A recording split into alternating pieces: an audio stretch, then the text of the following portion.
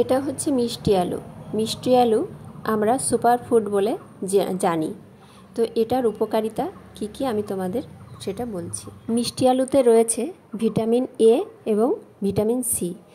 তো আপনারা সবাই জানেন হয়তো ভিটামিন এতে কী হয়। ভিটামিন এতে রাতকানা রোগ প্রতিরোধ করে এবং ঠান্ডা লাগা প্রতিরোধ করে। অনেকের বারবার ডায়রিয়া হয়, কিন্তু যদি মিষ্টি আলু খায় তাহলে সেটা থেকে প্রতিরোধ করবে মিষ্টি আলু।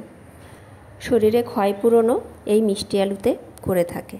ভিটামিন সি তো অসাধারণ, আপনারা সবাই জানেন যে ভিটামিন সি যদি না আমরা ইউজ করি তাহলে আমাদের শরীরে মারাত্মক রোগের সৃষ্টি হতে পারে। ছোট বাচ্চারা যারা 1-1.5 বছর বয়স তারাও কিন্তু মিষ্টি আলু খেতে পারে। তাদের জন্যে মিষ্টি আলুগুলো সিদ্ধ করে দিতে হবে, আর তা না হলে যারা বড় তারা স্যালাড হিসাবে এবং রায়তার মধ্যে দিয়েও খেতে পারে। আর এই মিষ্টি আলু যদি ছোট বাচ্চাদের খাওয়ানো হয়, তাদের খাদ্য তালিকায় যদি প্রতিনিয়ত রাখা হয়, ওদের ওজন বৃদ্ধি হবে। আপনারা এটা বাচ্চাদের খাওয়াতে পারেন।